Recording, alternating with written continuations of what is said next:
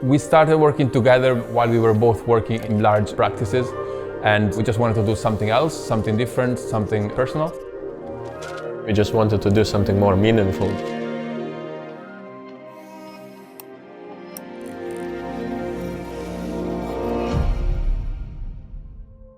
We've seen a number of vacant arches lying pretty much abandoned, squatted, and we really wanted to come up with a solution whereby we can make these arches available to startup companies, local makers and really talented people.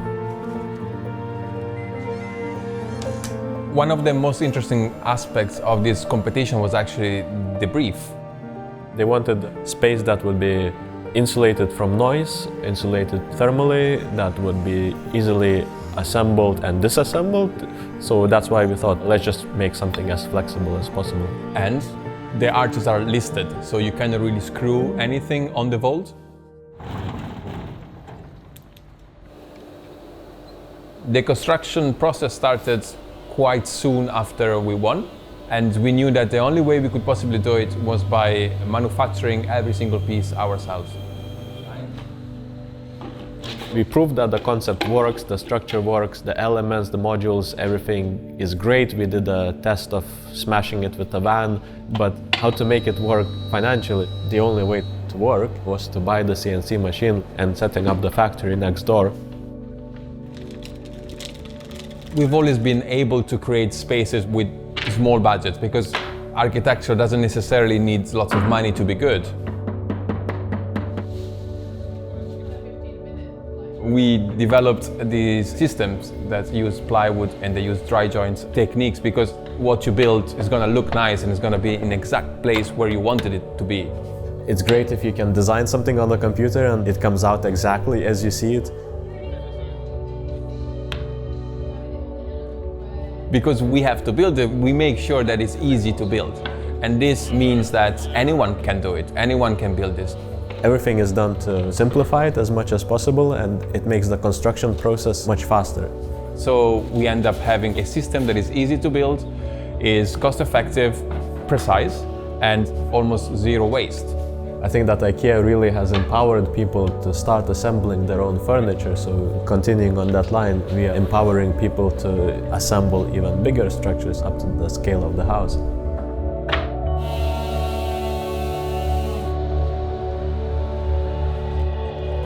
We really had this extra pressure of proving that every millimeter of it was working well, because our system was naked, an exposed structure that everyone could use and feel. We were really hands-on, so we were involved into finding the problems, fixing them.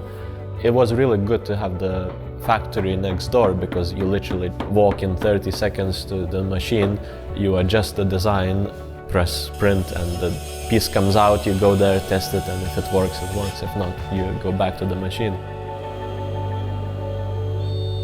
While the CNC machine is cutting the pieces of structure, we are designing other pieces like the roof insulation, the floor, the facade, the light channel, and how do you make the cable disappear. And also it was about how to create a system that could guarantee that every single component could be used a second time. So even the insulation layer or the waterproofing layer is not glued on anything, is not taped, is not screwed, it's just clipped on the beams. So there was zero waste of any component. That was quite challenging because we really wanted to prove the system more than building one arch. We were really glad to work with the Communal Space, with GLA, with Lambeth Council, because they were all extremely understanding of the challenge. And it feels nice that public money was spent to design something that was truly unique and truly different. And the public money was given to young designers like us. We are almost certain that we put in as much effort or even more effort than anyone would ever do for a project this size. I've been amazed at how much they've given to this project beyond just commission of what it was to design and build something. They've really invested so much of their time. They've gone so beyond what we even thought the winning commission would do.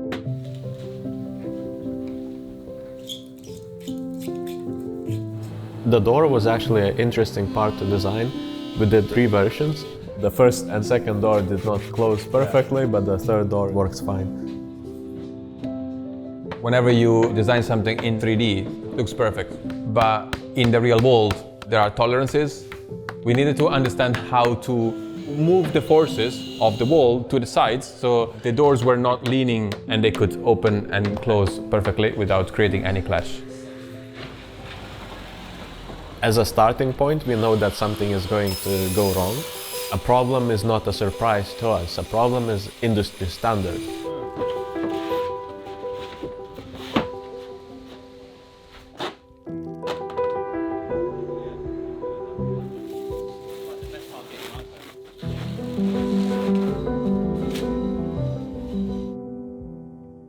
You go back to the space that you created, and then you see a carpenter inhabiting the space, and he has all the boxes filled with the glue, the speaker, the tools, and on the beams there are hanging measuring tapes, the templates of the furniture he's making, and what you made already disappears completely. And I think that that's a successful sign.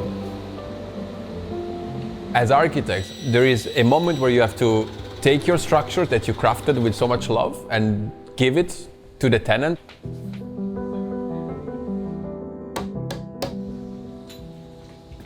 The idea that there's minimal wastage of materials, that the whole thing can be demounted. These are all aspirations that quite often people have, but to actually work that through to a deliverable project is quite impressive.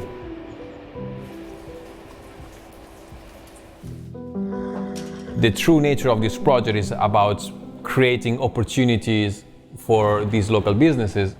The stage is their stage, is not our stage. So we just create a shell for them to do their business. We really felt proud about doing this project, and we felt it was helping the community and helping to bring something useful in the area.